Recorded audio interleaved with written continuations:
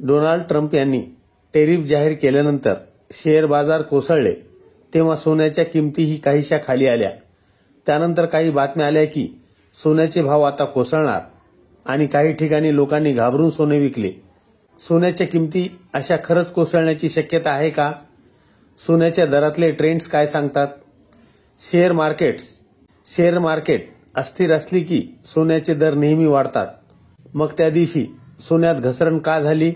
सगळ्यात महत्त्वाचं म्हणजे सोन्यातल्या गुंतवणुकीचं करायचं काय जाणून घेऊयात। डोनाल्ड ट्रम्प यांनी जाहीर केलेल्या टॅरिफमुळे जगभरात उलथापालथ झाली। अमेरिकेसोबतच्या आयात निर्यातीची जगभरातली गणिते बदलली। अमेरिका चीन ट्रेड वॉर अधिक उग्र झाले आणि 7 एप्रिलला जगभरातले शेअर बाजार गडगडले। जगातील प्रमुख ट्रेडिंग प्लॅटफॉर्म म्हणून ओळखले जाणारे लंडन बुलियन मार्केट सोन्याची किंमत ठरवतात। मोठमोठे खानमालक, मोठे उद्योगपती या संघटनेत आहेत। भारतामध्ये सोने आयात केले जाते। भारत दरवर्षी सरासरी 800 टन सोने आयात करतो।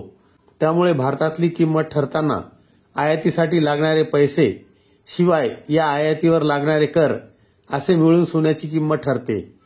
भारत सोने आयात करताना त्याचे पैसे डॉलरमध्ये भरावे लागतात। त्यामुळे डॉलरच्या तुलनेत रुपयाचा दर किती आहे याचा खूप मोठा प्रभाव या किमतीवर पडतो। या आयातीवर basic custom duty, agriculture infrastructure development cess आकारला जातो। यावर ठरते सोन्याची मूळ किंमत। तुम्ही आम्ही जेव्हा एखादा सोन्याचा दागिना विकत घेतो तेव्हा त्यावर किती काम केले त्यानुसार मेकिंग चार्जेस लावले जाते आणि मग दागिन्यात वापरलेल्या सोन्याचे मूल्य अधिक मेकिंग चार्जेस यावर जीएसटी आकारला जातो। त्यामुळे सामान्य ग्राहकांच्या हातात पडणारे सोने आणखीन महाग होते।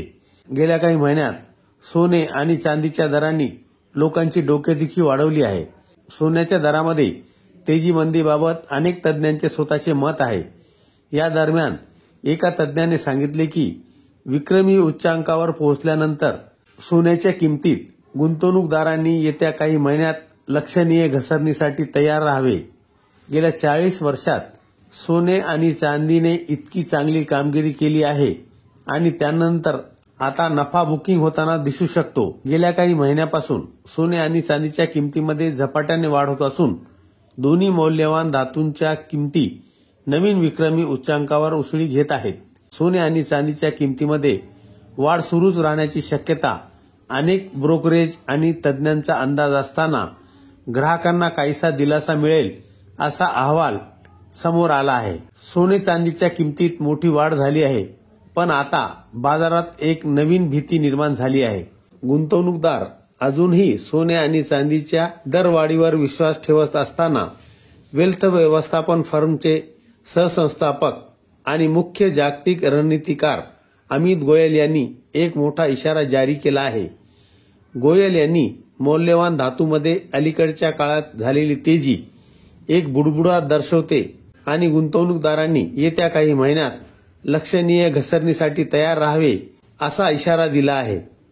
यावर्षी सोन्याच्या किमतींनी अनेक वेळा विक्रमी उच्चांक गाठला आहे आणि आंतरराष्ट्रीय बाजारात प्रति औंस $4000 आसपास गेला आहे। अमित गोयल म्हणाले की ही दरवाढ एक महाकाय रिफ्लेशनरी बबल सारखी आहे आणि येत्या काही महिन्यात किमती 30 ते 50% पर्यंत कमी होऊ शकतात।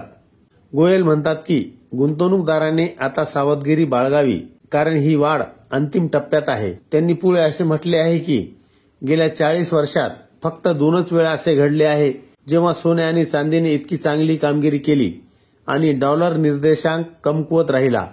दोन्ही वेळानंतर लक्षणीय सुधारणा झाली।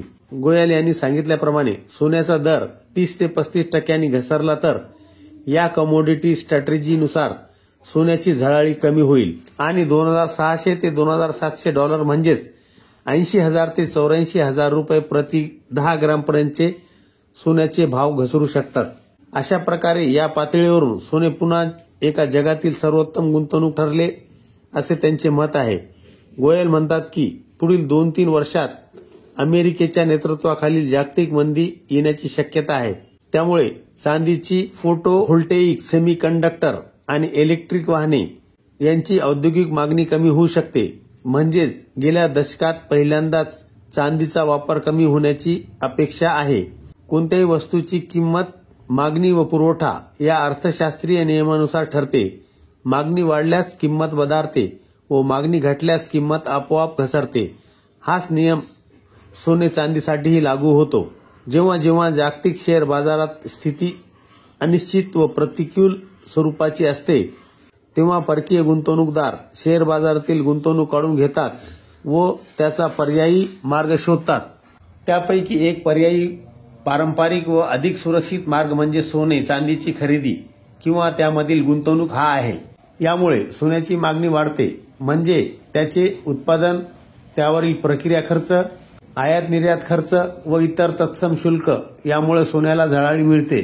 तर मात्र शेअर बाजार किंवा इतर जागतिक गुंतवणूक माध्यमे सुरळीत झाली, त्यांच्यावरील अनिश्चितता व चिंतेचे सावट दूर झाले की पुन्हा गुंतवणूकदार आपला मोर्चा शेअर बाजाराकडे वळवतात. त्यामुळे जागतिक बाजारातील सोन्या चांदीची मागणी कमी होऊन त्याची किंमत घसरते, असे जाणकारांचे मत आहे. आता खरेच सोन्याचे भाव गडगडतील की पुन्हा उभारी घेतील याकडे संपूर्ण जगाचे लक्ष लागून आहे.